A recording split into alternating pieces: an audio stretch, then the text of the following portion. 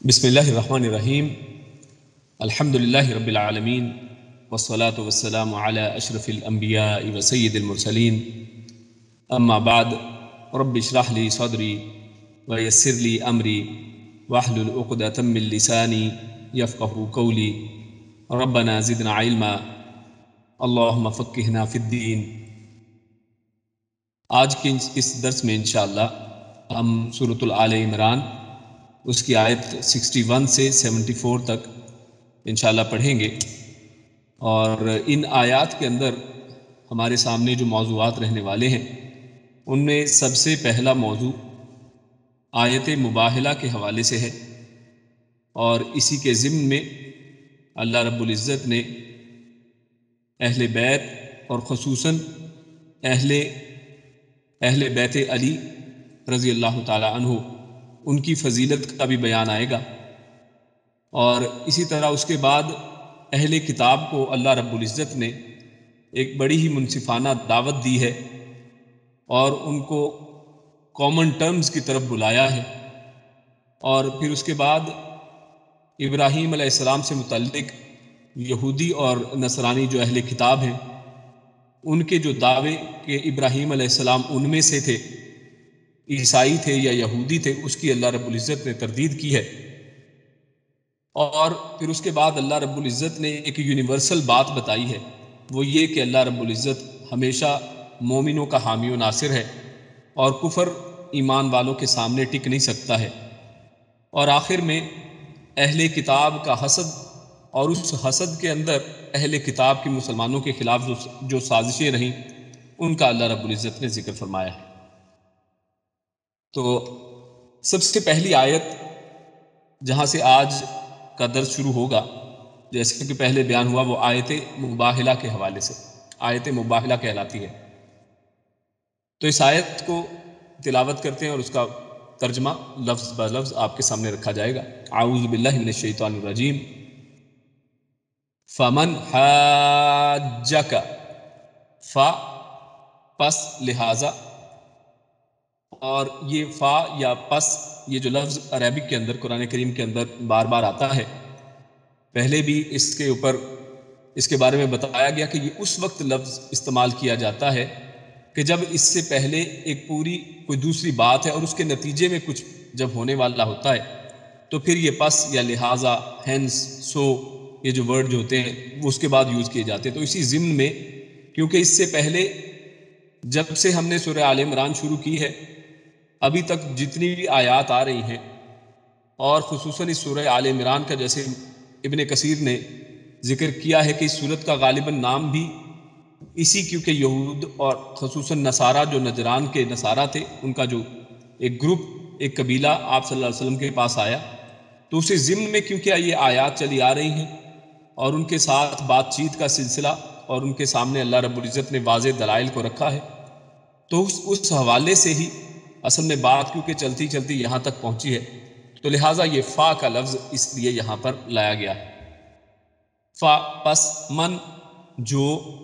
من اور من یہ دونوں ملتے جلتے ہیں، صرف زبر اور زیر کا فرق ہے اور ان کے معنی میں فرق ہے۔ من کا مطلب جو آج کی یعنی جو پچھلے درس کی پہلی آیت کے اندر ایک دو دفعہ وہ آتا ہے، تو من مطلب فرام، سے،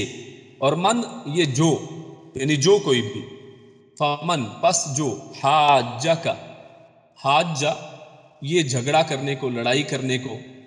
اس کو کہا جاتا ہے، اور یہ زبان سے نارملی زبان سے ایک دوسرے کے ساتھ جو مکالمہ بازی اور ایک دوسرے کے ساتھ جھگڑا جو ہے اس کے لیے خصوصاً استعمال کرتے ہیں۔ فمن حاجہ کا، پس جو جھگڑا کرے، کا آپ سے، کا مطلب تم، یعنی یہ حاضر کے لیے صیغہ بولا جاتا ہے، تو جو آپ سے جھگڑا کرے، فی ہی، فی میں ہی، اس بارے میں، یعنی یہ جو تمام دین کے معاملات ان کے سامنے رکھ دیے گئے ہیں اور اس کے باوجود اس بارے میں وہ جو آپ سے جھگڑا کرے، من سے، بعدی اس کے بعد، ما کہ، جاء آیا، کا آپ کے پاس، یعنی اس کے بعد کہ آپ کے پاس آ گیا، من العلم، علم میں سے، یعنی آپ کے پاس تھوڑا بھی علم آ گیا ہے تو اس کے باوجود اس علم کے آ جانے کے بعد، آیات کے سامنے واضح ہو جانے کے بعد جو بھی پھر آپ سے جھگڑا کرے، فَقُل، فا پس، تو پھر ایسی صورت میں لہٰذا کل آپ کہہ دیجئے تعالو، تعالو تم سب آؤ. تعال یہاں پہ عرب دنیا میں ہم یہ سعودی عربیہ میں جیسے رہتے ہیں تو ہم یہ لفظ عام سنتے ہیں، تعال تعال کر کے یہ لوگ بلاتے ہیں، تو یہ وہی لفظ ہے، لیکن یہاں پر اس کا یہ جمع ہے، جمع کا صیغہ. تعالو تم سب آؤ، ندعو ہم بلا لیں. اور یہ دال عین جو ہے یہ وہی دعا، جیسے ہم اردو کی زبان میں دعا کا لفظ استعمال کرتے ہیں اور دعوت کا لفظ استعمال کرتے ہیں کہ یہ دعوت نامہ آیا ہے، اس کو دعوت دیجیے، فلاں شخص کو دعوت دی، تو یہ وہی چیز ہے. اور نون یہ ہم کے لیے ہے. ندعو ہم بلا لیں، ابناءنا، ابناءنا یہ ابنا بیٹے کی جمع ہے، ابناء بیٹے، نا ہمارے، ہم اپنے بیٹوں کو بلا لیں. اور ابناءکم اور بیٹوں کو تمہارے، یعنی ہم اپنے اور تمہارے بیٹوں کو، یعنی دونوں طرف سے دونوں ہی فریق جو ہیں وہ اپنے اپنے بیٹوں کو بلا لیں. ونساءنا، اور نساء، نساء عورتوں کی جمع ہے، نسوتن، اور یہ نساء یعنی عورتیں، عورتوں کی جمع، ہم اپنی عورتوں کو بلا لیں. ونساءکم، اور نساء عورتیں، کم تمہاری، تم سب کی. وانفسنا، وانفسنا اور نفسوں کو ہمارے، یعنی ہم خود، ہم سب لوگ، یعنی صحابہ کرام اور دیگر لوگ. وانفسکم اور تم سب لوگ، یعنی تم خود، یعنی ہم خود بھی آ جائیں اور تم سب لوگ بھی آ جاؤ، جو لوگ ہمارے ساتھ یہ جھگڑا کرنے کے لیے آئے ہو اور دلائل کے سننے کے باوجود جو جھگڑ رہے ہو، تو ہم یہ کرتے ہیں کہ تم سب بھی آؤ اور ہم سب بلا لیں اپنے بیٹوں کو، تم اپنے بیٹوں کو بلا لو، ہم اپنی عورتوں کو بلا لیں، تم اپنی عورتوں کو بلا لو، اور ہم خود آ جائیں اور تم سب خود بھی آ جاؤ. پھر کیا کریں؟ ثم پھر نبتہل، تو نبتہل ہم، یہ ابتہل جو لفظ ہے اس کی تھوڑی تفصیل بھی دیکھیں گے، لیکن اصل میں اس کا مفہوم یہ ہے کہ اس کو اصل میں دو معنوں میں استعمال کیا جاتا ہے نبتہل کا، یعنی بہت ہی عاجزی کے ساتھ گڑ گڑا کر دعا کرنے کے معنی میں بھی یہ نبتہل کا لفظ ہے، ابتہلا. اور اس کا دوسرا ایک مطلب جو ہے وہ لعنت کرنا بھی ہے، یعنی کسی دوسرے کے لیے بد دعا کرنا، اس معنی میں بھی یہ استعمال ہوا کرتا ہے. تو لہٰذا اس جگہ پر یعنی ہم اللہ کے نبی صلی اللہ علیہ وسلم وہ فرما رہے ہیں، اور آگے اس آیت میں بھی اس کی مزید وضاحت بھی ہے. فنجعل، پس نجعل ہم ڈالیں، ہم بنا دیں، لعنت اللہ، اللہ کی لعنت، علی الکاذبین، علی اوپر، الکاذب، کاذب جھوٹ بولنے والے کو کہتے ہیں، کذب جھوٹ کو کہتے ہیں، کاذبین جھوٹ بولنے والے. تو لعنت ہو اللہ، لعنت ہو اللہ کی جھوٹ بولنے والوں پر. یعنی ہم اس طرح سے گڑ گڑا کر دعا کریں کہ اس کے اندر ہم یہ دعا کریں کہ اللہ کی لعنت ہو جھوٹ بولنے والوں کے اوپر. تم دونوں طرف سے لوگ اکٹھے ہو جاتے ہیں اور ایک دوسرے کے خلاف اس طرح سے دعا کرتے ہیں، تو جو یقیناً سچ پہ ہوگا اس کی دعا قبول ہوگی، اور یقیناً اللہ کے رسول صلی اللہ علیہ وسلم اور مومنوں کی جماعت جو ہے وہ حق پر ہوا کرتی ہے. تو یہ ہمارے سامنے آیت مباہلہ جو معروف اسی نام سے ہے. تو جیسے پہلے اس کا پس منظر آپ کے سامنے میں نے رکھا ہے، یہ فا کے ہی لحاظ سے، کہ فا کا لفظ اس چیز کو بتا رہا ہے کہ یہ کسی پس منظر کے انجام میں اور اس حوالے سے بات کی جا رہی ہے. تو ہم پہلے پڑھ آئے ہیں کہ سورت کے شروع سے لے کر ابھی تک جو آیات چل رہی تھی ان میں ان نجران کے جو عیسائی تھے ان لوگوں کو توحید کی دعوت دی گئی، اور اس کے بعد اللہ رب العزت نے مسیح عیسیٰ علیہ السلام ان کے بارے میں، ان کی پیدائش کے ایک عجائب جو ہے اس کے بارے میں بیان کی، اور ان کے اللہ کا بیٹا ہونے کا رد فرمایا کہ وہ بھی، ان کا بھی رب جو ہے وہ اللہ رب العزت ہی ہے، تو پھر وہ خود کیسے رب ہو سکتے ہیں. اور بے شمار زبردست علمی دلائل اللہ رب العزت نے آیات کے اندر رکھے ہیں. اور اب حکم ہوا کہ جو شخص اتنے واضح دلائل کے بعد بھی نہ مانے تو وہ عناد پر آمادہ ہے، یعنی پھر اس کے اندر ایک دشمنی کا ایلیمنٹ ہے. اب وہ حق کے اوپر ان باعث ہو کر بات نہیں کر رہا ہے، اور اس سے بحث لہٰذا مزید کرنے کا کوئی فائدہ نہیں ہے، پھر انہیں مباہلے کی دعوت دو. تو یہاں پر اللہ رب العزت نے مباہلے کی اسی حوالے سے دعوت دی ہے. اور اس آیت سے علماء نے استدلال کیا ہے کہ ضد میں آ کر حق سے انکار کرنے والے سے مباہلہ ہو سکتا ہے، یعنی اس سے جو ایک فقہی مسئلہ ہمارے سامنے آتا ہے کہ اگر کسی کے سامنے حق کو رکھ دیا جائے، واضح طور پر ہر چیز اس کے سامنے آ جائے، تو پھر آخر کار اس کے ساتھ مباہلہ کیا جا سکتا ہے، جیسا کہ معروف مباہلہ جو ہے پچھلی صدی کے اندر ہمارے سامنے ہے کہ جو قادیانیوں کے ساتھ امت مسلمہ کا ان کے مقابلے میں مباہلہ کیا گیا، اور الحمدللہ اسلام کو، مسلمانوں کو اللہ رب العزت نے فتح نصیب فرمائی، اور انہی کی زندگی میں اس لعنتی لعین اور کذاب کو اللہ رب العزت نے موت کے گھاٹ اتارا۔ تو لہٰذا یہ مباہلے کی دلیل اس آیت سے نکلتی ہے۔ اور یہ جو آیت مباہلہ ہے، مباہلہ کے معنی ہے دو فریق کا ایک دوسرے پر لعنت یعنی بد دعا کرنا، اور مطلب یہ ہے کہ جب دو فریقین میں کسی معاملے کے حق یا باطل ہونے میں اختلاف ہو، یعنی دوسرا مان نہ رہا ہو، یعنی اس کا مطلب یہ ہرگز نہیں ہے کہ اسلام یا مسلمانوں کو اس میں کوئی حق اور باطل کے اندر کوئی مسئلہ، یعنی اسلام مسلمان جو ہیں اس معاملے میں یقین کے اوپر ہے، لیکن کفر جو ہے اس کو ماننے کے لیے تیار نہیں ہے اور اختلاف کر رہا ہے، اور دلائل سے یہ معاملہ ختم نہ ہوتا نظر آتا ہو، تو دونوں بارگاہ الہی میں یہ دعا کرے کہ یا اللہ ہم دونوں میں سے جو جھوٹا ہے اس پر لعنت ہو، اس پر لعنت فرما۔ اور مباہلے کی صورت یہ بیان فرمائی کہ آؤ ہم اپنے بیٹوں اور تمہارے بیٹوں کو بلا لیں، اور اپنی عورتوں اور تمہاری عورتوں کو بھی، اور اپنے آپ کو اور تمہیں بھی، پھر گڑ گڑا کر عاجزی کے ساتھ دعا کریں، اور پس جھوٹوں پر اللہ کی لعنت بھیجے۔ تو یہ اصل میں مباہلے کا ایک طریقہ کار ہوا کرتا ہے، اور اللہ کے نبی صلی اللہ علیہ وسلم نے اور قرآن کریم کے اندر اس کی وضاحت اللہ رب العزت نے ایک ہی آیت کے اندر فرما دی ہے۔ سعد بن ابی وقاص رضی اللہ تعالی عنہ بیان کرتے ہیں کہ جب یہ آیت نازل ہوئی فَقُلْ تَعَالَوْا نَدْعُ أَبْنَاءَنَا، یعنی یہی والی آیت زیر تفسیر جو آیت ہے، تو رسول اللہ صلی اللہ علیہ وسلم نے سیدنا علی رضی اللہ تعالی عنہ، سیدہ فاطمہ الزہرا رضی اللہ تعالی عنہ، اور حسن و حسین رضوان اللہ علیہم اجمعین کو بلایا، اور پھر فرمایا اللہم ہؤلاء اہلی، کہ اللہ یہ میرے اہل ہیں۔ تو اس یعنی آیت کے پس منظر میں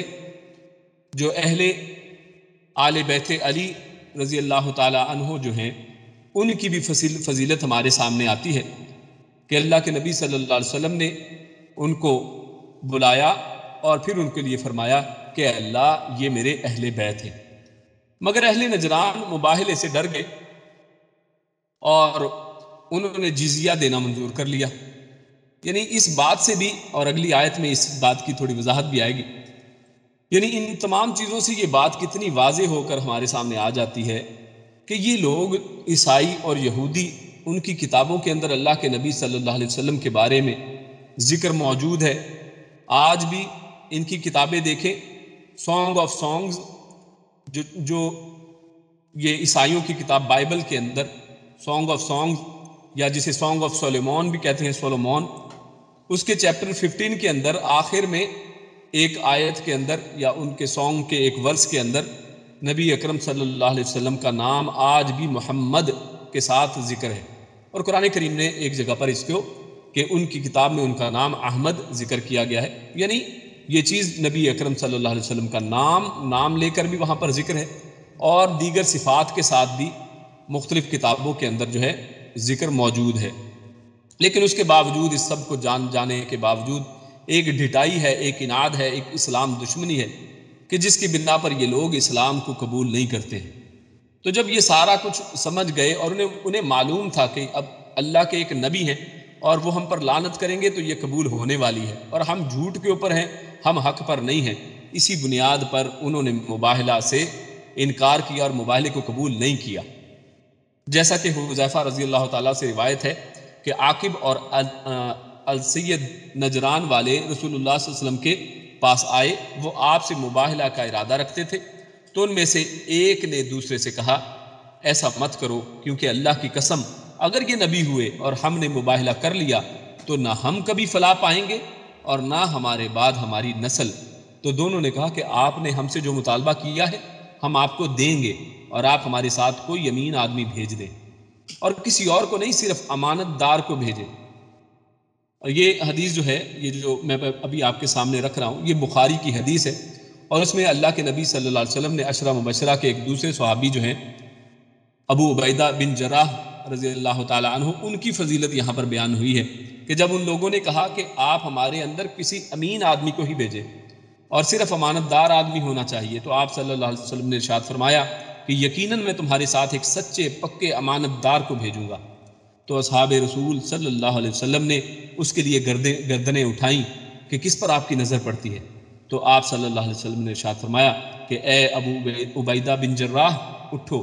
جب وہ کھڑے ہوئے تو آپ نے فرمایا یہ اس امت کا امین ہے، یعنی انہیں امین الامہ کا لقب جو ہے عطا فرمایا گیا۔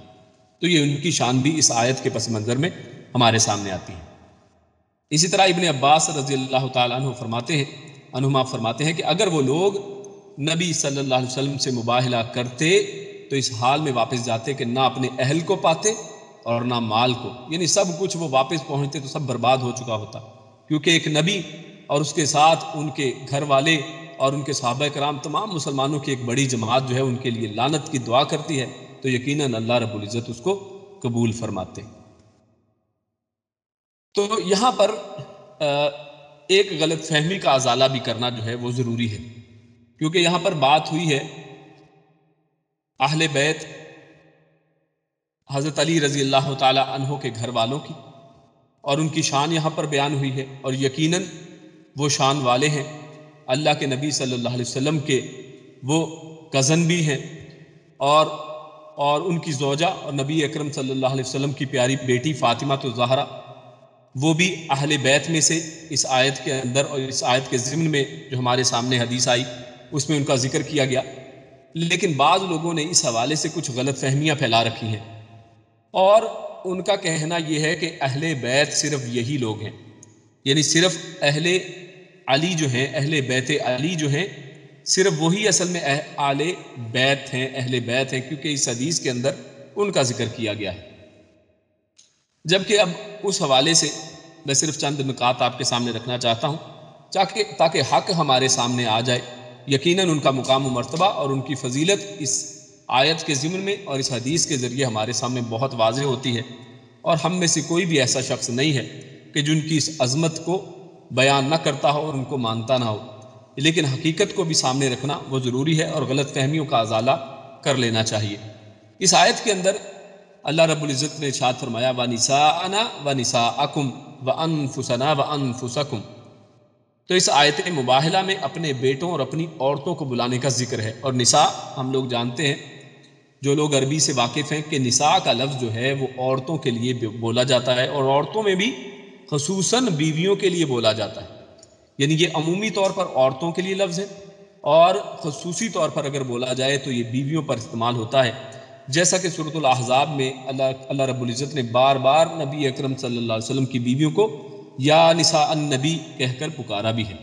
تو قرآن کریم میں اس کی مثالیں آپ دیکھ سکتے ہیں، اور انہیں اہل بیت کہہ کر بھی خطاب فرمایا ہے۔ سورہ احزاب ہی کی آیت نمبر 30 سے 34 تک اگر آپ اس کا مطالعہ کریں، جیسا کہ اللہ رب العزت نے ارشاد فرمایا انما یرید اللہ لیذہب عنکم الرجس اہل البیت ویطہرکم تطہیرا، تو یہ آیت یہیں سے شروع ہوئی ہے، یا نساء النبی آیت نمبر 30 سے شروع کریں تو یہاں پر آیت نمبر 34 یہاں تک پہنچتی ہے۔ تو اللہ کے نبی صلی اللہ علیہ وسلم کی بیویوں ہی کا ذکر چلتے چلتے یہاں پر اہل البیت کا لفظ اللہ کی بیویوں پر، اللہ کے نبی صلی اللہ علیہ وسلم کی بیویوں پر بولا گیا ہے۔ اور اولاد پر بیٹیوں کا لفظ آتا ہے، یعنی اگر اولاد کہا جائے تو پھر اس کے اندر بیٹیاں اور بیٹے سب شامل ہوتے ہیں، نہ کہ عورتوں، یعنی نساء کا لفظ جو ہے خصوصی طور پر عورتوں کے لیے استعمال کیا جاتا ہے، ہاں دوسری عورتوں کے ساتھ، کیونکہ یہ عورتوں تمام کے لیے ہے، اور اس میں عورتوں کے اندر بیٹیاں اور دیگر تمام عورتیں اور مسلمانوں کی عورتیں سب بھی شامل یعنی ہو سکتی ہیں۔ یہاں بعض لوگوں کا کہنا یہ ہے، یعنی جو اصل غلط فہمی کی وجہ جو ہے وہ یہ کہ آپ صلی اللہ علیہ وسلم نے فاطمہ رضی اللہ تعالی عنہ، علی رضی اللہ تعالی عنہ اور حسن و حسین کو بلایا رضوان اللہ علیہم اجمعین، اور آپ کے اہل بیت یہی تھے، یعنی ان کا کہنا یہ ہے کہ صرف یہی لوگ اہل بیت ہیں، اور بیویوں کو کیونکہ بلایا نہیں ہے تو بیویاں اصل میں اہل بیت ہی نہیں ہیں، حالانکہ کسی حدیث میں بیویوں کو نہ بلانے کا ذکر نہیں ہے، یعنی بیویوں کو بلایا تھا یعنی اس کا ذکر نہیں ہے، اور یہ طے شدہ قاعدہ ہے کہ کسی چیز کا ذکر نہ ہونے سے اس کی نفی نہیں ہوتی، یعنی اگر کسی ایک یا دو آدمیوں کا نام وہاں پر ہے تو اس سے مراد یہ ہرگز نہیں ہے کہ باقی اس میں شامل نہیں ہے، اور بلکہ آیت کا جو عموم ہے وہ اس چیز کے اوپر دلالت کرتا ہے کہ اللہ رب العزت نے وہاں پر انفسنا و انفسکم اور اسی طرح نساءنا و نساءکم، یعنی اس میں بڑی وضاحت کے ساتھ ایک جنرل میننگ کے ساتھ اس کو نازل فرمائے۔ اس آیت کے اندر جو اللہ کے نبی صلی اللہ علیہ وسلم کی اولاد، کیونکہ اللہ کے نبی صلی اللہ علیہ وسلم کے بیٹے یعنی خود سے اپنے حقیقی بیٹے جو ہیں وہ بچپن ہی میں وفات پا چکے تھے، تو اس حوالے سے اللہ رب العزت نے یعنی سیدنا علی رضی اللہ تعالی عنہ اور اہل بیت علی کو بھی اس کے اندر شامل فرمایا ہے نبی اکرم صلی اللہ علیہ وسلم نے اپنی دعا کے ذریعے۔ اور در حقیقت رسول اللہ صلی اللہ علیہ وسلم کے گھر والے تو آپ کی بیویاں ہی تھیں، بیٹا کو زندہ نہیں تھا، اس لیے آپ نے اللہ تعالیٰ سے دعا کر کے آل علی کو اپنے اہل میں شامل کروایا ہے۔ یعنی حقیقت میں یعنی جو نسبتی رشتے ہوتے ہیں ان میں اہل بیت سب سے پہلا جو حق ہے، سب سے پہلی جو اہل بیت ہوا کرتے ہیں وہ بیویاں ہوا کرتی ہیں، اور اس کے بعد اولاد اور اس طرح سے آگے چلتا چلا جاتا ہے، اور لہٰذا اہل بیت کے اندر سب سے پہلے بیویاں شامل ہیں۔ لیکن یہاں پر اللہ کے نبی صلی اللہ علیہ وسلم نے اہل بیت علی رضی اللہ تعالی عنہ کی ایک خاص شان اور فضیلت اصل میں بیان کی ہے، اور ان کو خصوصی طور پر اہل بیت کے اندر شامل کروایا ہے، اور دلیل اس کی لفظ اللہم ہے۔ یعنی ہم نے حدیث پڑھی تو اس میں کیا تھا؟ اللہم سے سٹارٹ ہوتی ہے، اور اللہم ہم سب جانتے ہیں کہ اس کا مطلب ہے اے اللہ، یعنی یہ دعائیہ الفاظ ہیں، اور یہ معروف ہے کہ بیٹی کی اولاد کی نسبت اس کے خاوند اور خاوند کے آباء و اجداد کی طرف ہوتی ہے، نہ کہ نانا کی طرف۔ ہاں، یہ علی، فاطمہ، حسن و حسین رضوان اللہ علیہم اجمعین کی خصوصیت ہے کہ رسول اللہ صلی اللہ علیہ وسلم کی دعا سے وہ بھی اہل بیت، یعنی یہ ان کے لیے بڑے ہی شرف اور مقام کی بات اس حدیث میں ہمارے سامنے آتی ہے۔ مگر بیویوں کو جو اصل گھر والی ہیں انہیں گھر والوں ہی سے نکال دینا یہ محض تعصب ہے، اور ہم سب جانتے ہیں کہ ایک خاص گروہ اسلام کے اندر وہ خصوصی طور پر تعصب رکھتا ہے، تو ہم سب لوگوں کو حق کی بات کرنی اور سمجھنی اور سننی چاہیے۔ حالانکہ اللہ تعالیٰ انہیں گھر والیاں فرما رہا ہے، جیسے اوپر سورہ احزاب کے حوالے سے آپ کے سامنے ذکر ہوا، اسی طرح سورہ ہود آیت نمبر 73 میں فرشتے ابراہیم علیہ السلام کی بیوی سارہ کو اہل بیت کے الفاظ سے مخاطب کر رہے ہیں۔ یعنی جب فرشتے آتے ہیں اور ابراہیم علیہ السلام کو اور ان کی بیوی کو بیٹے کی بشارت دیتے ہیں تو اس وقت وہاں پر ابراہیم علیہ السلام موجود ہیں اور صرف ان کی بیوی موجود ہے، کوئی اولاد نہیں ہے اور کوئی دوسرا فرد نہیں ہے۔ اور اللہ رب العزت کیا فرما رہے ہیں؟ قالوا اتعجبین من امر اللہ رحمت اللہ وبرکاتہ علیکم اہل البیت، وہاں پر اہل البیت کہہ دیا گیا ہے۔ فرشتوں نے کہا کہ کیا تو اللہ کی قدرت سے تعجب کر رہی ہے؟ یعنی سارہ علیہ السلام کو مخاطب کر کے فرشتے کہتے ہیں تم پر اے اہل بیت اللہ کی رحمت اور اس کی برکتیں نازل ہوں۔ تو یہاں پر دیکھیے صرف ابراہیم علیہ السلام کی بیوی ہی کو یعنی اکیلی صرف وہی ہیں اور انہی کو اہل بیت کہا گیا ہے۔ تو لہٰذا بات ہمارے سامنے یعنی مختصر خلاصہ یہ کہ اہل بیت کے اندر خصوصی طور پر اولاد شامل اور بیویاں، اور بیویوں کے بعد اولاد شامل ہوا کرتی ہے، اور اس آیت کے اندر سیدنا علی رضی اللہ تعالی عنہ اور ان کی پورے خاندان خانوادے کو ایک خصوصی فضیلت کے تحت اس کو اہل بیت کے اندر شامل کیا گیا ہے۔ اس کے بعد اگلی آیت کی طرف چلتے ہیں جو اہل کتاب کو ایک زبردست قسم کی اللہ رب العزت نے اس آیت کے اندر دعوت دی ہے۔ پہلے آیت پڑھتے ہیں ان ھذا لہو القصص الحق، ان بے شک ھذا یہ ہے، لہوا ہوا کہتے ہیں اس کو ہے یعنی وہ، اور لام یہ لام تاکید ہے یعنی یقیناً ہے، القصص قصص ایک بیان کرنے والی ایک قصہ ایک بات جو بیان کی گئی ہو، الحق حقیقی سچی اور کھری، یقیناً یہی ایک سچا اور حقیقی بیان ہے۔ یعنی یہ جو بات پیچھے کی گئی ہے یہی اصل میں حقیقی بیان ہے جو عیسیٰ علیہ السلام کے حوالے سے، مریم علیہ السلام کے حوالے سے اور اس نجرانی جو عیسائی تھے ان کے سامنے واضح طور پر رکھی گئی ہے پوری بات، یہی اصل میں حقیقی اور سچی بات ہے۔ وما من الہ الا اللہ، و اور ما نہیں، من سے، الہ کوئی بھی معبود یعنی کسی بھی معبودوں میں سے، کیونکہ دنیا کے اندر لوگوں نے بے شمار معبود بنا رکھے ہیں، یعنی کوئی رام کی عبادت کرتا ہے، اور معبود کسے کہتے ہیں؟ جس کی عبادت کی جائے۔ یہ سب معبود تو دنیا کے اندر موجود ہیں لیکن سب یہ باطل ہیں، جیسا کہ اللہ رب العزت نے قرآن کریم میں سورۃ الحج آیت نمبر 62 میں ارشاد فرمایا ذالک بأن اللہ هو الحق وان ما يدعون من دونه هو الباطل، کہ یقیناً یہ جو اللہ رب العزت کی ذات ہے یہی حق ہے، وان ما يدعون من دونه، اور جن کو بھی یہ اس کے علاوہ پکارتے ہیں هو الباطل، وہ سب باطل ہیں۔ یعنی لوگ اللہ کے علاوہ غیر اللہ کو پکارتے ہیں اور وہ غیر اللہ موجود ہیں لیکن وہ حقیقی نہیں ہیں، وہ باطل ہیں، وہ جھوٹے ہیں۔ اور یہاں پر بھی یہی بات ہے وَمَا مِنْ إِلَٰهٍ، اور نہیں کوئی بھی معبود الا اللہ، سوائے اللہ کے، یعنی حقیقت میں برحق جو ہے وہ صرف اللہ رب العزت کی ذات ہے، اس کے علاوہ جتنے بھی الہ دنیا کے اندر بنا رکھے گئے ہیں یہ سب جھوٹے اور باطل ہیں۔ وَإِنَّ اللَّهَ، اور ان بے شک اللہ لہوا، یہ وہی لفظ اوپر جو آیا ہے یقیناً ہی وہی ہے، العزیز غالب، زبردست، الحکیم اور حکمت والا۔ پس ان اگر تولو، یہ سب پھر جائیں، ولا کہتے ہیں ولو یعنی بالکل الٹے پاؤں ہو جانا، پھر جانا، مڑ جانا۔ فَإِن تولوا، پھر یہ سب اگر پھر جائیں، پس ان اللہ، بے شک اللہ، علیم، خوب جاننے والا ہے، بالمفسدین، بھی ساتھ المفسد، فساد کرنے والا، اور یہ دین جمع کے لیے، یعنی بے شک اللہ فساد کرنے والوں سے خوب واقف ہے، ان کو خوب جانتا ہے۔ کل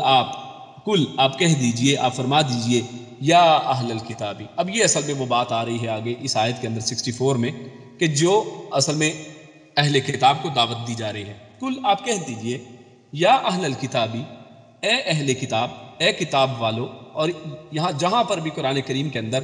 اہل الکتاب کہا جاتا ہے تو اس سے مراد یہودی اور عیسائی ہیں، یہودی اور عیسائی اسے مراد لیے جاتے ہیں۔ تعالو، تم سب آؤ، الی، طرف، کی طرف، یعنی ٹوورڈز، کلمتن، ایک کلمے کی طرف، تم ایک ایسی بات کی طرف آؤ، سوائن،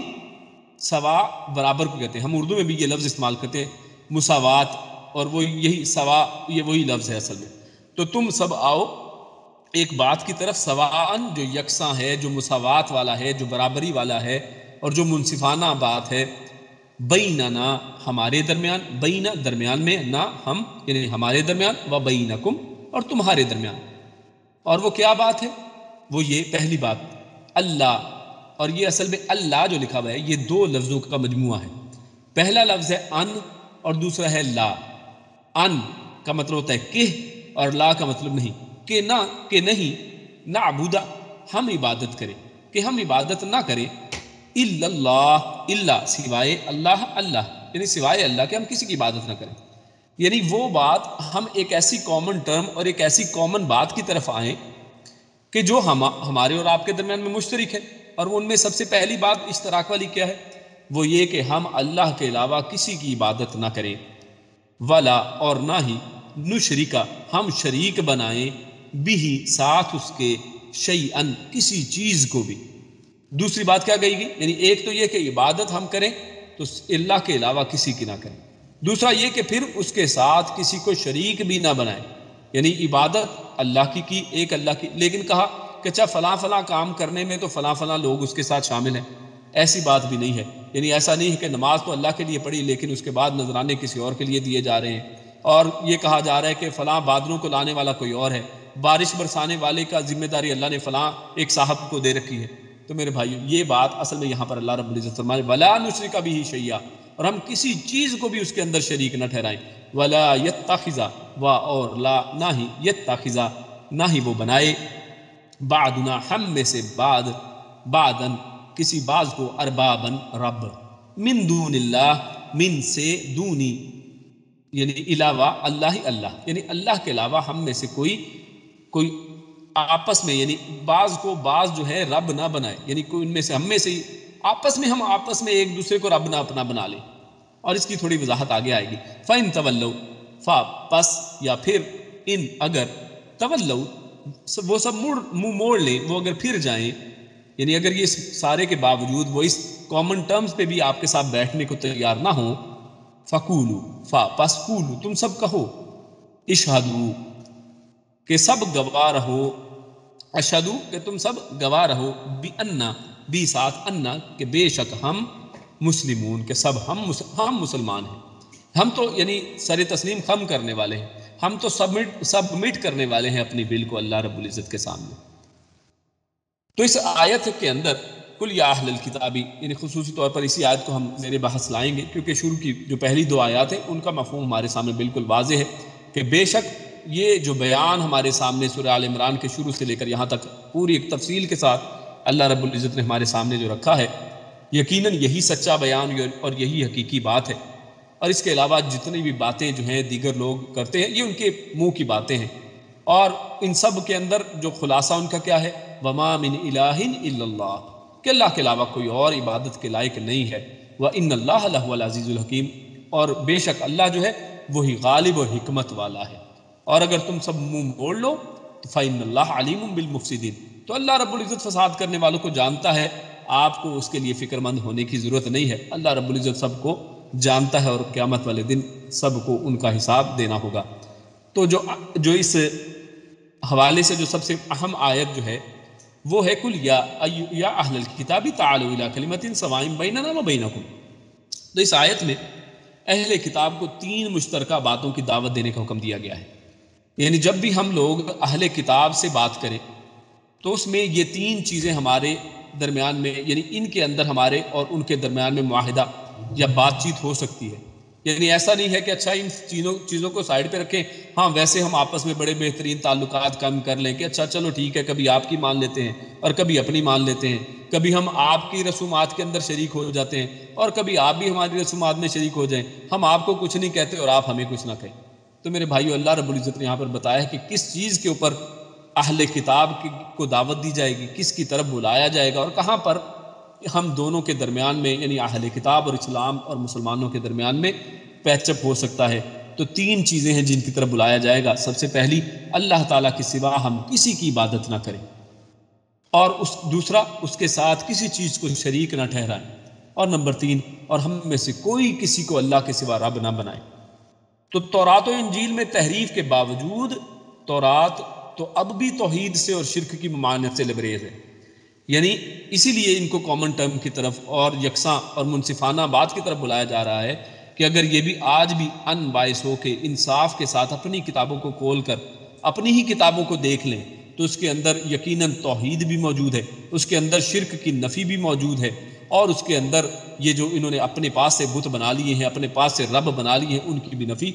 موجود ہے. اور یہ ساری چیزیں جو ہیں ان کے اندر ابھی بھی موجود ہیں اتنی تحریف کے باوجود. انجیل میں بھی یہی تعلیم متفرق طور پر موجود ہے. جیسے یعنی متی کے اندر ان کی جو بائبل کی جو چیپٹر یا کتاب متی, اس کے اندر ہے کہ تو خدا کو سجدہ کر اور صرف اسی کی عبادت کر. اور یہ بھی ہے کہ زمین پر اللہ کے احکام پر عمل ہونا چاہیے, تیری بادشاہی آئے, تیری مرضی جیسی آسمان پر پوری ہوتی ہے زمین پر بھی ہو. تو اللہ رب العزت کی توحید اور اس کی مرضی اور اس کا حکم جو ہے اس کی بات تو آج بھی بائبل کے اندر, تحریف شدہ بائبل کے اندر بھی موجود ہے. اہل کتاب تینوں باتوں کی مخالفت کر رہے تھے. یہود نے عزیر کو اور نصارہ نے مسیح کو اللہ کا بیٹا بنایا, اور ان کو یہ اللہ کا بیٹا قرار دے کر ان کی پرستش شروع کر دی. اور دونوں نے اپنے اپنے احبار اور رہبان یعنی علماء اور صوفیاء یعنی جو دنیا سے دور ہٹنے والے اور علماء کی جو جماعت ہے, ان دونوں نے اپنے احبار اور رہبان کی حلال کردہ چیزوں کو حلال اور حرام کردہ کو حرام ٹھہرا کر انہیں رب ہونے کا درجہ دے دیا. یعنی ان کی تورات اور انجیل میں وہ احکامات نہیں ہوا کرتے تھے, لیکن ان کے جو علماء, ان کے جو صوفیاء, ان کے بڑے بزرگ جو ہیں جس چیز کو حرام ٹھہرا دیتے کہ یہ تمہارے لیے حرام ہے تو یہ لوگ اس کو حرام سمجھ لیتے, جس چیز کو حلال کر دیتے اس کو حلال سمجھ لیتے. سورہ توبہ آیت نمبر 31 میں اللہ رب العزت نے اسی بات کا ذکر فرمایا ہے. اللہ رب العزت ارشاد فرماتے ہیں اتخذوا احبارهم ورهبانهم اربابا من دون اللہ والمسیح ابن مریم, کہ ان لوگوں نے اللہ کو چھوڑ کر اپنے عالموں اور درویشوں کو رب بنایا ہے, اور مریم کے بیٹے مسیح کو. یعنی یہاں پر واضح طور پر اس آیت کے اندر اس بات کا اللہ رب العزت نے بیان کیا ہے کہ ان لوگوں نے یعنی عیسائیوں نے مسیح عیسیٰ علیہ السلام اور اس کے ساتھ ساتھ اپنے علماء, اپنے درویش, ان کو اپنا رب بنا لیا. لیکن یہ بات کیونکہ عیسائیوں کے حوالے سے ہو رہی تھی تو اس کی تفسیر حضرت عدی بن حاتم کی بیان کردہ حدیث سے بخوبی ہو جاتی ہے.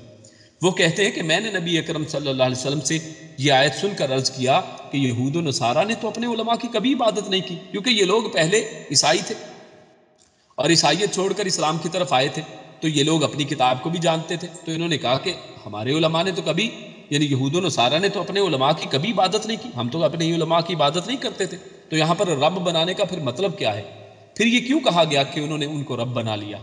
تو آپ صلی اللہ علیہ وسلم نے فرمایا کہ یہ ٹھیک ہے کہ انہوں نے ان کی عبادت نہیں کی، لیکن یہ بات تو ہے نا کہ ان کے علماء نے جس کو حلال قرار دیا اس کو انہوں نے حلال، اور جس چیز کو حرام قرار دیا اس کو حرام ہی سمجھ لیا۔ یعنی ان علماء کے پیچھے اس طرح اندھا دھند اور آنکھیں بند کر کے ان کے پیچھے چلے کہ انہوں نے ان کی حلال کو حلال، ان کے حرام کو حرام ٹھہرایا، اور کتاب اللہ کو کوئی جو ہے اہمیت نہیں دی۔ یہی ان کی عبادت کرنا ہے۔ یعنی جب آنکھیں بند کر کے اس طریقے کے ساتھ علماء کے پیچھے چلا جائے کہ اس کے اندر ان سے دلیل قرآن و حدیث کو پیچھے چھوڑ دیا جائے اور ان کی باتوں کو فوقیت دی جائے، تو میرے بھائیو یہاں پر ہی اصل میں رب بنانے کا مطلب جو ہے معنی پیدا ہو جاتا ہے۔ رسول اللہ صلی اللہ علیہ وسلم نے اللہ تعالیٰ کے حکم کے مطابق اہل کتاب کو اس مشترکہ عقیدے کی دعوت دی۔ جو قریب تھے انہیں براہ راست دعوت دی، یعنی جیسے یہی نجران کے عیسائی جو آئے تھے ان کو واضح طور پر سامنے بات کی، اور جو دور تھے انہیں خط لکھے۔ چنانچہ شاہ روم ہرکل کو خط لکھا تو اسلام کی دعوت دینے کے ساتھ زیر تفسیر یعنی یہی آیت جو ہے آیت بھی لکھی، جیسا کہ صحیح بخاری کتاب التفسیر میں مذکور ہے۔ اس کے بعد آگے چلتے ہیں، اس سے اگلی آیت میں اللہ رب العزت نے ابراہیم علیہ السلام سے متعلق یہود و نصارہ کے جو جھوٹے دعوے ہیں ان کی تردید فرمائی ہے۔ اللہ رب العزت ارشاد فرماتے ہیں، یا اہل الکتابی، اے اہل کتاب، لما تحاجون، لما یعنی وائے، کیوں، تحاجون تم سب جھگڑا کرتے ہو، فی ابراہیم، فی میں ابراہیم، ابراہیم میں یعنی ابراہیم علیہ السلام کے بارے میں، وما وا اور ما نہیں یعنی حالانکہ نہیں، انزلت اتاری گئی، التورات تورات، والانجیل اور انجیل، الا من بعد، الا مگر یا سوائے، من سے بعد ہی اس کے بعد، افلا تعقلون کیا پس نہیں تم سب عقل رکھتے؟ ہا انتم ہؤلاء حاججتم، ہا انتم سنو، تم سب لوگ سنو، ہاؤلائی وہی لوگ، حاججتم حاجج جھگڑا کر چکے ہو، تم سب جھگڑا کر چکے ہو، فیما اس کے بارے میں جو لکم تمہیں، بھی اس کا علم کوئی علم، فلیما تو کیوں، تو حاجونا تم سب جھگڑا کرتے ہو، یعنی جس بارے میں تمہیں کچھ نہ کچھ علم تھا تم اس بارے میں تو جھگڑا کرتے تھے، فلیما تو حاجونا تو تم سب جھگڑا کرتے ہو، فیما اس میں جو لیسا نہیں، لکم تمہیں بھی علم جس کے بارے میں کچھ بھی علم نہیں، یعنی جن چیزوں کے بارے میں تورات اور انجیل کے بارے میں جو تمہارے پاس موجود ہیں ان کے بارے میں تو تم پہلے جھگڑا کرتے تھے، لیکن تمہارے سامنے دلائل آ گئے، لیکن اب تم ایسی باتوں کے بارے میں بھی جھگڑا کرنے لگ گئے ہو کہ جس کے بارے میں تمہارے پاس کوئی علم ہی موجود نہیں ہے، واللہ اور اللہ یعلم وہ جانتا ہے، وانتم لا تعلمون اور تم سب نہیں جانتے۔ ما کانا ما نہیں، کانا تھے، ابراہیم علیہ السلام، یہودین یعنی یہ بات جو ہے جس کے بارے میں اوپر بتایا جا رہا ہے کہ جس کے بارے میں تمہیں کوئی علم ہی نہیں ہے، اب تو تم اس کے بارے میں بھی جھگڑا کرتے ہو، اور وہ بات کیا ہے کہ تم کہتے ہو کہ ما کانا ابراہیم نہیں تھے ابراہیم، یہودین یہودی، ولا نصرانین یعنی ان کا دعویٰ تھا کہ ابراہیم علیہ السلام یہودی تھے اور نصرانی کہتے تھے ابراہیم علیہ السلام نصرانی تھے، یعنی دونوں گروہوں کا ابراہیم علیہ السلام کو اپنے گروہ کے متعلق بیان کرنے کا جو ہے وہ ان کا ایک ان کی یہ بات ہوا کرتی تھی، یعنی یہودی کہتے کہ ابراہیم علیہ السلام ہم میں سے ہیں، اور عیسائی کہتے ہیں ابراہیم علیہ السلام ہم میں سے ہیں، ولیکن کانا وا اور لیکن کانا وہ تھے، حنیفن یعنی وہ تو تم دونوں میں سے اصل میں نہیں تھے، وہ تو ایک اللہ کی عبادت کرنے والے، یکسو حنیف کہتے ہیں جو جس کا رخ جو ہے صرف ایک طرف ہو، یعنی جو شرک کے اندر ملوث نہ ہو، جو صرف ایک طرف سبمٹ کرنے والا ہو، مسلمان، اور وہ مسلمان تھے، یعنی خالص مسلم، خالص اللہ رب العزت کی عبادت کرنے والے تھے، جبکہ تم کوئی عزیر کو اللہ کا بیٹا بنا رہا ہے اور کوئی فرشتوں کو اللہ کی بیٹیاں بنا رہا ہے، کوئی عیسیٰ علیہ السلام کو اپنا اللہ رب العزت کا بیٹا بنا رہا ہے۔ وما کان من المشرکین اور وہ نہیں تھے، ما نہیں، کانا وہ تھے، من المشرکین، اور ابراہیم علیہ السلام تو مشرک نہیں تھے۔ تو یہاں پر سب سے پہلی آیت کے اندر بیان ہوا ہے کہ یہود ابراہیم علیہ السلام کے یہودی ہونے کے دعوے دار تھے اور نصارہ ان کے نصرانی ہونے کے، اور یہ بات ایسی تھی جو واضح طور پر غلط تھی، یعنی اس بارے میں بڑی واضح بات تھی، اور یہ وہ واضح بات اصل میں کیا ہے، یعنی انسان اگر غور کرے تو بڑی واضح اور عقل کے اندر ہی آ جاتی ہے۔ اسی لیے فرمایا افلا تعقلون، یہاں پر تعلمون نہیں کہا، وہاں پر کہا افلا تعقلون، تم عقل کیوں نہیں کرتے، یعنی اگر تم صرف اپنی عقل کو ہی استعمال کر لو تم ایسا دعویٰ نہیں کر سکتے۔ ابراہیم علیہ السلام کا زمانہ موسیٰ علیہ السلام سے ہزاروں برس پہلے کا ہے، یعنی یہ تورات اور انجیل یہ تو 2000 سال پہلے کی جو انجیل ہے یعنی بائبل، اور تورات اس سے پہلے 1000 سال یا 1500 سال پہلے لگا لے، یعنی فرعون کا زمانہ موسیٰ علیہ السلام پر نازل ہوئی، تو ان کے بہت بعد یہ نازل ہوئی ہیں، ابراہیم علیہ السلام کے بہت بعد۔ ابراہیم علیہ السلام تو ان سے بہت دیر پہلے کے ہیں، تو وہ یہودی یا نصرانی کیسے ہو سکتے ہیں؟ یعنی جو اس کتاب کے نازل ہونے اور ان کی شریعت اور ان کے نبی آنے سے کئی زمانے پہلے کے ہیں، تو وہ ان میں سے کیسے ہوئے؟ بھلا یہ کوئی ایسی بات ہے جس پر عقل مند لوگ باہمی جھگڑے میں مشغول ہوں؟ ہماری امت میں سے بھی اب یہاں پر نوٹ کرنے کی بات جو ذکر، یعنی کتاب اللہ کی کتاب اور اس کے اندر جو مضامین ہیں، یہ کوئی پرانی قوموں کے قصے نہیں ہیں، یہ اصل میں ہمارے لیے تذکیر ہے، ہم مسلمانوں کے لیے لمحہ فکریاں ہیں، اور یہاں پر ہمارے لیے تذکیر کیا نکلتی ہے، وہ یہ کہ ہماری امت میں سے بھی اگر بعد میں بننے والا کوئی گروہ، یعنی بعد میں ہم کتنے ہی گروہ بنا چکے ہیں، کتنے ہی فرقے آج بن چکے ہیں، اور ہر ایک یہ کہتا ہے کہ اللہ کے نبی صلی اللہ علیہ وسلم کے ساتھی ہم ہیں، ہم ہی ان کے زیادہ حقدار ہیں، ہمارا تعلق ہی ان کے ساتھ زیادہ ہے، اور جبکہ اللہ کے نبی نے کیا فرمایا تھا، ما انا علیہ و صحابی، یعنی جو حق والے لوگ اور جو کامیاب گروہ ہے وہ کون ہے، ما انا علیہ، جس کے اوپر آج میں ہوں، و صحابی، اور میرے صحابہ کرام ہیں، یعنی حق کے گروہ کی اللہ کے نبی صلی اللہ علیہ وسلم نے ایک نشانی بتا دی ہے۔ اور جو اس ما انا علیہ و صحابی یعنی قرآن و سنت کس کے اوپر تھے؟ اللہ کے نبی، اللہ کے نبی صلی اللہ علیہ وسلم اللہ رب العزت کی وحی کے اوپر عمل کرتے تھے، اللہ رب العزت کے احکامات کو مانتے تھے، اور صحابہ کرام کس کے اوپر تھے؟ وہ اللہ کے نبی صلی اللہ علیہ وسلم اور قرآن، یعنی قرآن و حدیث اور قرآن و سنت، ان دونوں کو دیکھ دیکھ کر چلنے والے، اور نبی اکرم صلی اللہ علیہ وسلم کے قدم کے اوپر قدم رکھنے والے تھے۔ جو اسی کے اوپر قائم نہ ہو اور دعویٰ کرے کہ رسول اللہ صلی اللہ علیہ وسلم ہمارے گروہ سے تھے، تو اسے یہی کہا جائے گا کہ تمہاری تو بنیاد ہی بعد میں رکھی گئی ہے، یعنی یہ تمہارے عقائد، یہ تمہارے اعمال، یہ ساری چیزیں بدعات، یہ تو بعد کے زمانوں کی ہیں، ان کا اس زمانے سے کیا تعلق؟ جب کہ رسول اللہ صلی اللہ علیہ وسلم دنیا سے رخصت ہو چکے تھے تو آپ صلی اللہ علیہ وسلم تمہارے گروہ میں کیسے شامل ہو گئے؟ تو یہ ایک لمحہ فکریہ ہے، سب بھائیوں کو، ہم سب کو اس کے بارے میں سوچنا چاہیے اور ایک دوسرے کو دعوت فکر دینی چاہیے۔ اس کے بعد اللہ رب العزت فرماتے ہیں لیس لکم بہ علم، یعنی اس کے بارے میں تو تمہیں کوئی علم بھی نہیں ہے، یعنی اس کے بارے میں تم جھگڑتے ہو، یعنی اس دین ابراہیمی سے متعلق مراد یہ ہے کہ جب تم تورات و انجیل ہی کے مسائل میں بھٹکے، اور کیسے بھٹکے؟ حالانکہ وہاں کچھ علم تمہیں حاصل تھا، یعنی وہاں پہ تو کچھ نہ کچھ تورات تمہارے ہاتھ میں تھی، انجیل تمہارے ہاتھ میں تھی، یعنی اس سے کچھ نہ کچھ تمہیں ہدایت مل سکتی تھی، وہاں پر بھی بھٹک گئے تم، تو اب دین ابراہیمی کے بارے میں کیوں کٹ حجتی پر تلے ہوئے ہو، جس کے بارے میں تو تمہیں علم کا شائبہ بھی حاصل نہیں ہے، یعنی تم دین ابراہیمی کے ساتھ تمہارا کیا تعلق؟ اور اس آیت میں نہ صرف غلط طور پر جھگڑا کرنے سے منع کیا گیا ہے، بلکہ مطلقاً جھگڑے سے گریز کی نصیحت بھی کی گئی ہے کہ مطلقاً ہمیں چاہیے کہ جھگڑوں سے بچا جائے۔ ہاں انتم ہاؤلائی حاججتم، یعنی جھگڑوں سے بچنے کی یہاں پر بات، فَلِمَ تُحَاجُّونَ فِيمَا لَيْسَ لَكُمْ بِهِ علم، جس بارے میں تمہیں علم نہیں ہے اس کے بارے میں جھگڑا کیوں کرتے ہو؟ یعنی اس بارے میں ہمیں چاہیے کہ جھگڑوں میں نہ پڑیں جس کے بارے میں علم ہی نہیں ہے۔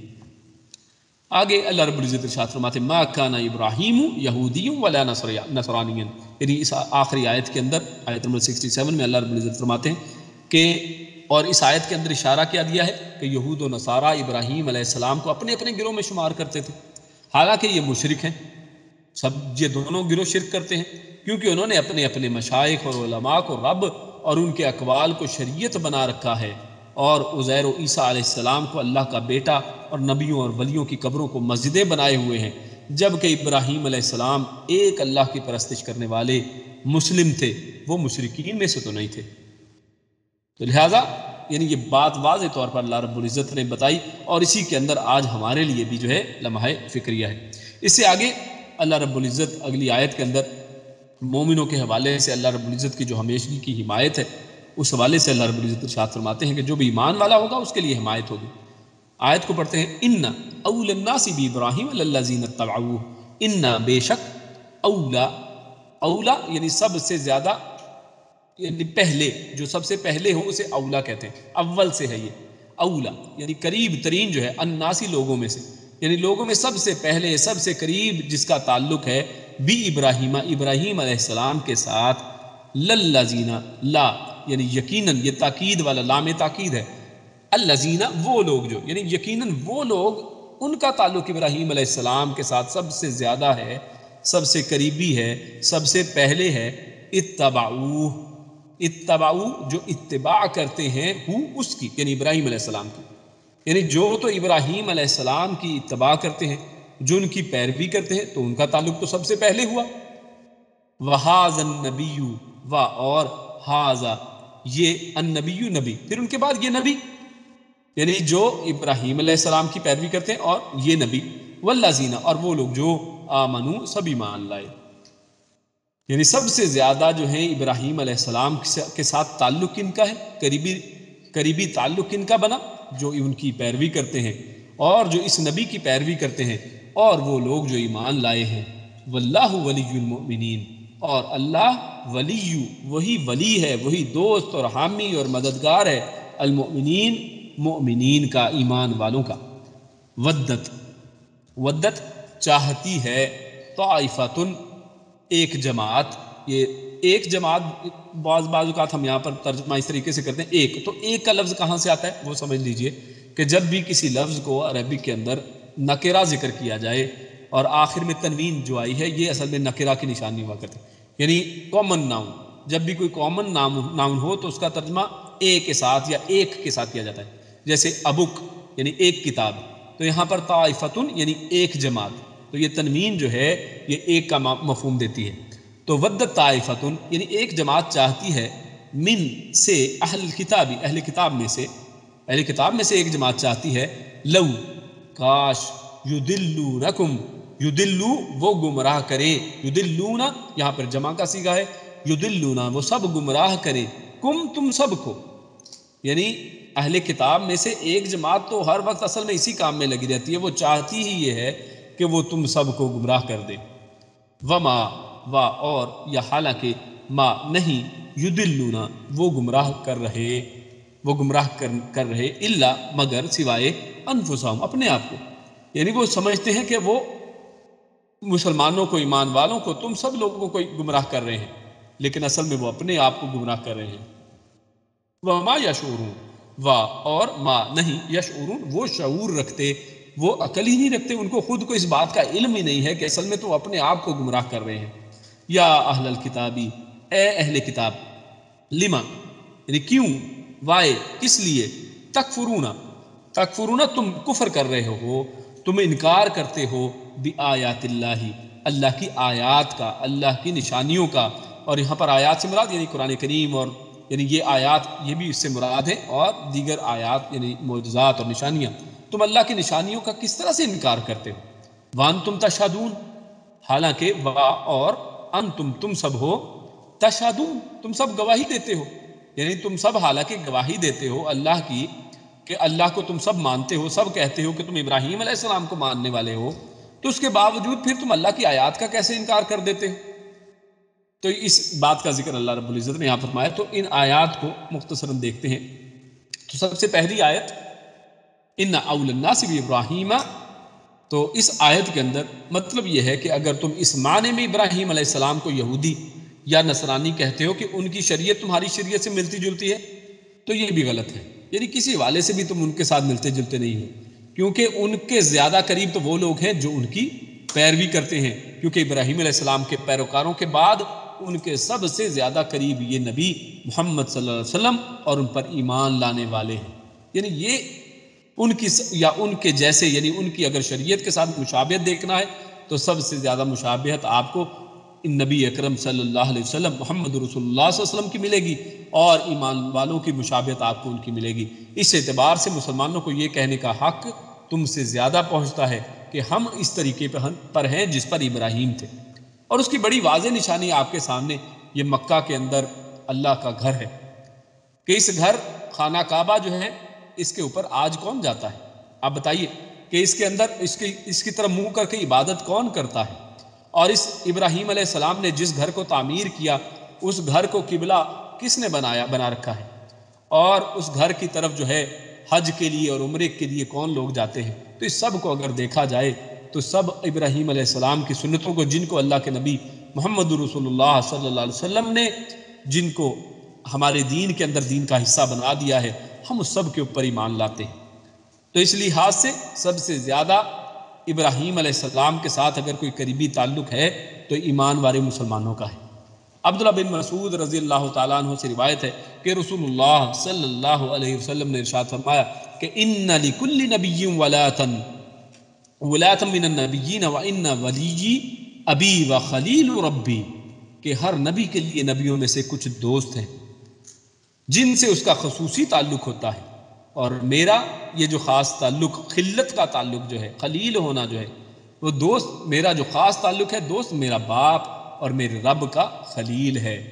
یعنی ان کو انہوں نے اپنے باپ کی طرح نسبت دی ہے، کیونکہ یہ انہی کی لڑی میں سے، بنی اسماعیل میں سے، اور لہٰذا میرا باپ اور میرا رب کا خلیل، یعنی میرے رب کا خلیل یعنی ابراہیم خلیل اللہ. پھر آپ صلی اللہ علیہ وسلم نے یہ آیت تلاوت فرمائی جو ہمارے زیر تفسیر زیر نظر ہے. تو ودت طائفتن، اس سے اگلی آیت کے اندر جس میں یہ ذکر ہوا کہ اہل کتاب تو یہ چاہتے ہیں کہ تم سب کو گمراہ کر دیں، تو اس گروہ کی سازشوں کا ذکر آگے آ رہا ہے. فرمایا یہ لوگ مسلمانوں کو یہودی بنانے کی کوشش میں لگے ہوئے ہیں،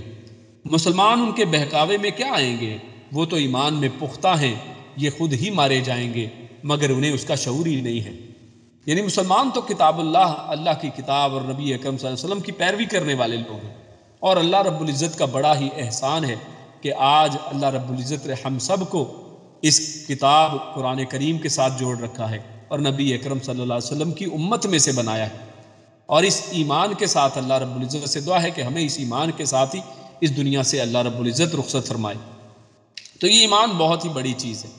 اور اصل میں ایمان والے جو ہیں وہ ان کے بہکاووں میں آنے والے نہیں ہیں، وہ ان کی چالوں کو سمجھ جاتے ہیں، اور اصل میں جو بھٹکنے والے ہیں اور اصل میں گمراہ لوگ جو ہیں وہ اصل میں یہودی ہیں، یہ اپنے آپ ہی کو تباہ کر رہے ہیں. لما تکفرون بآیات اللہ، تم اللہ کی آیتوں کا کس طرح انکار کرتے ہو جبکہ تم خود گواہی دیتے ہو. اللہ کی آیات سے مراد رسول اللہ صلی اللہ علیہ وسلم کی نبوت کی وہ بشارتیں ہیں جو پہلے انبیاء سے منقول تھیں، یعنی جس کا ذکر پہلے بھی میں آج کے درس میں بھی ہوا کہ ان کی کتابوں کے اندر نبی اکرم صلی اللہ علیہ وسلم کی بشارتیں منقول ہیں.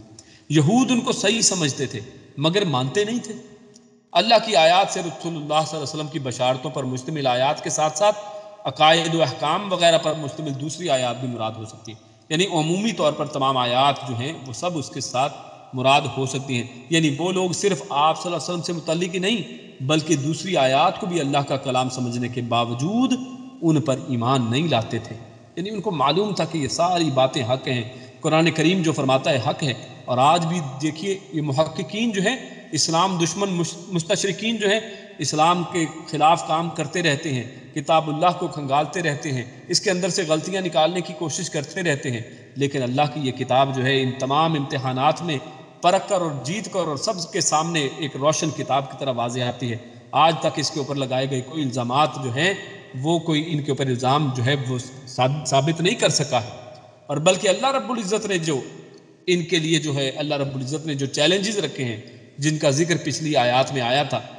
کہ تم اس جیسی ایک صورت ہی بنا کر لے آؤ، تو اس چیلنج سے یہ لوگ جو ہیں آری ہیں اور وہ اس کو پورا نہیں کر سکتے. لیکن اس کے باوجود یہ لوگ یہ سب گواہی دینے کے باوجود، اس سب کو جاننے اور سمجھنے کے باوجود کہ یہ اللہ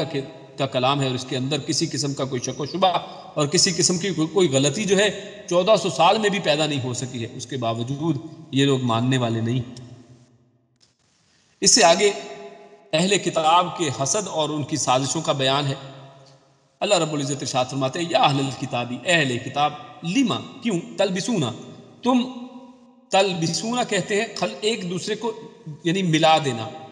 ایک دوسرے کو خلط ملت کر دینا. تم کیوں ایک دوسرے کے اندر مکس کر دیتے ہو، مکس اپ کر دیتے ہو، خلط ملت کرتے ہو. الحق کا حق کو بالباطل، باطل کے ساتھ. یعنی حق تمہیں پتا ہوتا ہے کہ یہ حق ہے اور باطل کا بھی تمہیں معلوم ہے کہ یہ باطل ہے، پھر تم ان کو ایک دوسرے کے ساتھ مکس کر کے اس طرح بیان کرتے ہو کہ کوئی شخص جو ہے وہ سمجھ ہی نہ پائے کہ حق کیا ہے اور باطل، اور تمہارا تھوڑا سا حق دیکھ کر وہ تمہارے باطل کے اوپر بھی یقین کر لے، تو تم کیوں اس طرح سے خلط ملط کرتے ہو حق اور باطل کو؟ وَتَكْتُمُونَ اور تم چھپاتے ہو، تم کتمان کرتے ہو، تم چھپا لیتے ہو، الحق حق کو، وَأَنْتُمْ تَعْلَمُونَ اور انتم تم تعلمون تم جانتے ہو، یعنی اس سب کو جاننے کے باوجود حق کیا ہے باطل کیا ہے تم اس کو ایک تو غلط ملط کرتے ہو، ایک دوسرے کے اندر مکس اپ کرتے ہو تاکہ لوگ جو ہیں شک و شبے میں پڑ جائیں، اور لوگ تھوڑے سے حق کو دیکھ کر پوری باقی بات کو بھی مان لیں، لیکن اس کے بعد تم جو حقیقی باتیں ہیں جو صحیح بات ہے اس کو چھپا بھی لیتے ہو، جب تم سے پوچھا جائے تو تم اس کے بعد صحیح جواب نہیں دیتے ہو بلکہ چھپا کر دیتے ہو، وَأَنْتُمْ تَعْلَمُونَ اور تم سب یہ جانتے بھی ہو، وقالت اور کہا طائفۃ ایک جماعت نے، من اہل الکتاب اہل کتاب میں سے، آمنو تم سب ایمان لاؤ۔ اب یہ ان کی چالاکی دیکھیے، اللہ رب العزت اس آیت کے اندر ان کی ایک سازش کا ذکر کرتے ہیں کہ وہ کیا کہتے ہیں، ان کی ایک جماعت نے کہا اہل کتاب کی جماعت میں کہ آمنو ایمان لے آؤ، بالذی بھی ساتھ الذی اس پر جو انزل نازل کیا گیا، علی الذین علی اوپر الذین ان لوگوں پر، آمنو جو ایمان لائے، یعنی ایمان والوں کے اوپر جو چیز نازل ہوئی یعنی قرآن کریم احادیث مبارکہ اس کے اوپر تم بھی ایمان لے آؤ۔ وجہ النہاری لیکن کس طرح سے، وجہ چہرے کو کہتے ہیں، النہار دن کو، یعنی دن چڑھے، یعنی جب دن ہو لوگوں کے سامنے جب آؤ تو ایمان لے آؤ، وکفروا اور انکار کر دیا کرو اور کفر کر دیا کرو، آخرہ اس کے آخر میں، یعنی جب رات کو جب تم اکیلے بیٹھو جب آپس میں واپس آؤ تو اس کے بعد اس کا انکار کر دو، یعنی لوگوں کے سامنے منافقت کی زندگی، یعنی یہ اندر سے یہود و نصارہ ہی تھے، اور جس کا ذکر احادیث کے اندر بے شمار ہے کہ یہودیوں میں سے بہت سے لوگ جو ہیں اسلام کا لبادہ اوڑھ کر اسلام کے اندر داخل ہو گئے اور انہوں نے اسلام کو بہت بڑا نقصان پہنچایا ہے، اور اسلام کے اندر آ کے نئی نئی بدعات اور خرافات گھڑی ہیں، اور ایسی ایسی باتیں صحابہ کرام سے اور اللہ کے نبی کے ساتھ منسوب کی، اور صحابہ کرام کے فضائل کو اس طرح سے بڑھا چڑھا کر مسلمانوں کے اندر دو گروہوں کے اندر آپس میں لڑائیاں ایون انہوں نے اس لیول پر کام کیا ہے۔ تو ان کا یہ کہنا تھا، ان کے ایک گروہ نے یہ پوری سازش کے تحت یہ کیا کہ اہل کتاب میں سے کہ تم ایمان لاؤ دن کے اندر،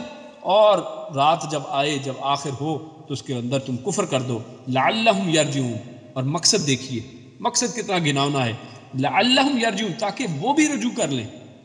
یعنی جب تم ایمان لانے کے بعد پھر جاؤ گے آخر میں، یعنی اسلام کے بعد تم آخر میں کہو کہ ہمیں یہ دین پسند نہیں ہے، اس کے اندر تو فلاں فلاں چیزیں ہیں، اور اس دین سے نفرت کا اظہار کرو، کفر کا اظہار کرو، تو لوگ کہیں گے اچھا اتنے پڑھے لکھے لوگ جو ہیں وہ اسلام کے اندر آ کے واپس چلے گئے ہیں تو یار شاید یہ صحیح بات کر رہے ہوں، یہ تو بڑے زبردست قسم کے فلاسفر اور علامہ اور یہ فلاں فلاں لوگ ہیں، تو وہ بھی لوگ پھر جائیں گے ہماری پیروی کرتے کرتے، ولا تؤمنوا اور لا مت تؤمنوا تم سب مانو، یعنی تم سب ان کو نہ مانو، الا سوائے یا مگر، لمن اس کی بات جو یا جس نے تابعہ پیروی کی، دینکم تمہارے دین کی، یعنی صرف تم یہ یہودیوں کی وہی جماعت اپنے لوگوں کو کہہ رہی ہے کہ تم ایمان نہ لاؤ مگر صرف اس کی جو تمہارے دین کی پیروی کرتا ہے، یعنی اپنے دین کے اوپر تم قائم رہو لیکن ان مسلمانوں کو گمراہ کرنے کی کوشش کرو، کل آپ فرما دیجئے کہہ دو، انا بے شک الہدا ہدایت جو ہے یعنی خاص ہدایت اصل ہدایت جو ہے، خود اللہ وہ اللہ کی ہدایت، ان یؤتا ان کہ یؤتا دیا جائے گا، احد کسی ایک کو، مثال ما جو اوتی تمہیں دیا گیا ہے، او یا یحاجوکم یا وہ سب جھگڑا کریں گے تم سے، عند ربکم اپنے رب کے پاس، کل آپ فرما دیجئے ان الفضل بے شک فضل جو ہے، بید اللہ وہ اللہ کے ہاتھ میں ہے، یؤتی ہی وہ دیتا ہے، من یشاء جسے وہ چاہتا ہے، واللہ اور اللہ واسع علیم اللہ وسعت والا ہے، علیم اور اللہ علم والا ہے، یعنی کس کو یہ ہدایت اور فضل دینا ہے اللہ رب العزت کے ہاتھ میں اور اللہ کے علم کے اندر ہے، یختص وہ مختص کر لیتا ہے یعنی وہ چنتا ہے، برحمتہ اپنی رحمت سے، من یشاء جسے وہ چاہتا ہے، اللہ جسے چاہتا ہے چنتا ہے اور اس کے اوپر رحمت دیتا ہے، واللہ اور اللہ ذو الفضل العظیم وہ فضل والا اور عظمت والا ہے۔ تو اس آیت کے اندر لِمَ تَلْبِسُونَ الْحَقَّ بِالْبَاطِلِ اہل کتاب کی مذہبی بدبختیوں کی طرف اشارہ ہے کہ اس سے پہلی آیت میں علماء یہود کی یہ بدبختی بیان کی گئی کہ وہ رسول اللہ صلی اللہ علیہ وسلم کے سچا پیغمبر ہونے کے دلائل جان لینے کے باوجود کفر کر رہے ہیں، اور اب یہاں بتایا جا رہا ہے کہ حق کو باطل کے ساتھ ملانا اور حق کو چھپانا ان کا عام شیوا بن چکا ہے۔ یعنی اگر اس کو دوسرے اینگل میں دیکھا جائے تو پہلی آیت میں ان کی اپنی گمراہی کا بیان ہے کہ وہ خود گمراہ ہیں اور اللہ کے نبی صلی اللہ علیہ وسلم کو حق جاننے کے باوجود مان نہیں رہے ہیں، ان کا انکار کر رہے ہیں، تو یہ ان کی اپنی گمراہی ٹھہری۔ اور اس آیت میں دوسروں کو گمراہ کرنے کا ذکر ہے کہ اب نہ صرف وہ خود گمراہ تو تھے ہی، انہوں نے یہ بھی پلان کیا کہ لوگوں کو بھی گمراہ کیا جائے، دوسروں کو بھی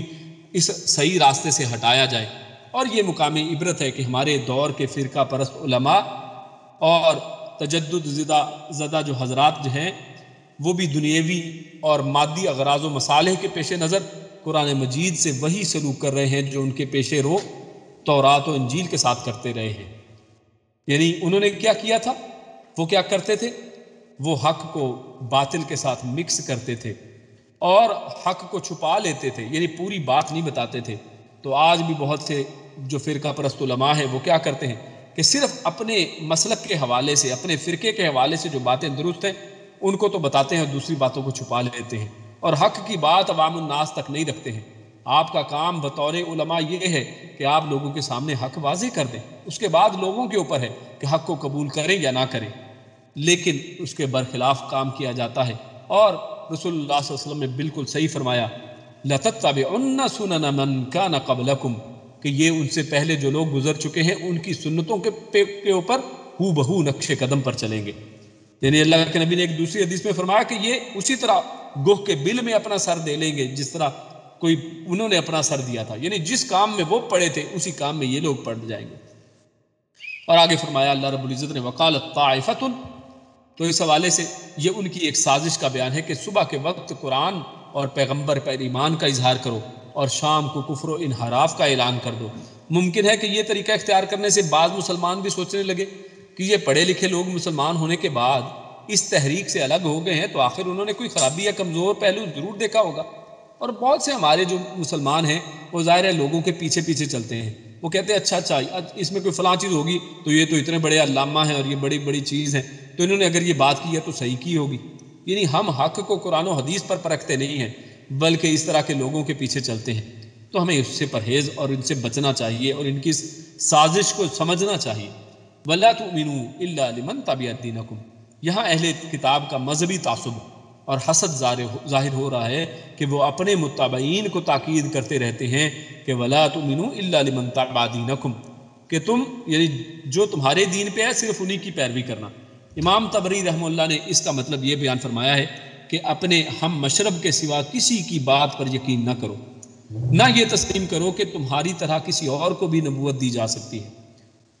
یعنی جس طرح تمہیں نبوت دی گئی، کیونکہ سب سے بڑا مسئلہ جو ہے نبی اکرم صلی اللہ علیہ وسلم کی نبوت کو قبول کرنے کے حوالے سے اور یہودیوں کے اندر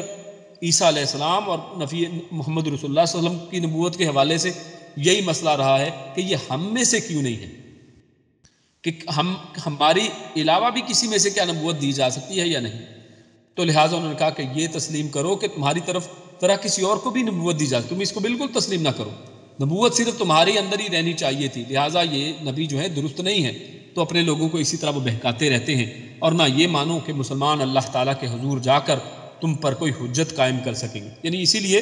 آگے مزید بات ذکر ہوئی ہے قرآن کریم کے اندر کہ وہ کہتے تھے کہ اگر ہم تھوڑی گئے بھی جہنم کے اندر تو تھوڑے دن ہی جائیں گے، یعنی مسلمانوں کے خلاف وہاں پہ جا کے بھی وہ کہتے ہیں کہ یعنی مسلمان ہمارے خلاف کوئی بات نہیں کر سکیں گے کیونکہ ہم بھی دین ابراہیم کے اوپر ہیں، اور اپنے آپ کو وہ ہمیشہ صحیح راستے پر سمجھتے ہیں، جبکہ اصل میں وہی جو ہیں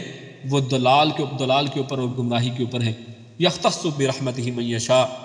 اور آخری بات اللہ رب العزت نے جو ارشاد فرمائی آج کے اس درس کے حوالے سے وہ یہ ہے کہ دین و شریعت اللہ کا فضل ہے،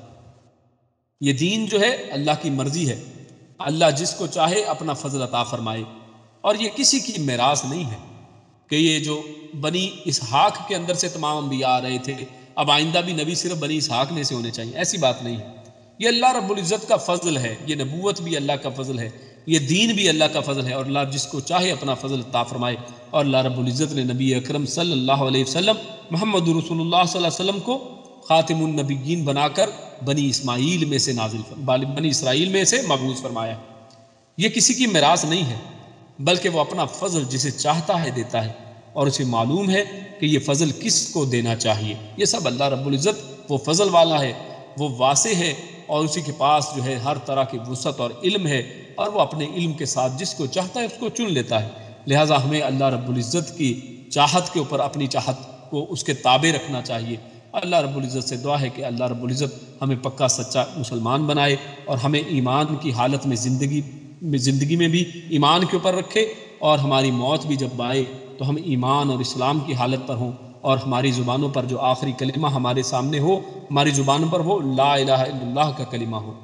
اللہ رب العزت ہم سب کو ان گمراہ یہود و نصارہ سے محفوظ فرمائے، اور اللہ رب العزت ان سب کو بھی ہدایت عطا فرمائے، اور ان سب کو اسلام کے اس کشتی کے اندر سفر کی توفیق عطا فرمائے۔ اللہ رب العزت ہمارے یہاں پر بیٹھنا سنانا قبول فرمائے۔ اللہ رب العزت نیک عمل اور اچھی سمجھ کی توفیق عطا فرمائے۔ سبحان ربک رب العزت عما یصفون وسلام علی المرسلین والحمد للہ رب العالمین۔ جزاکم اللہ خیرا وبارک اللہ فیکم۔ السلام علیکم ورحمۃ اللہ وبرکاتہ۔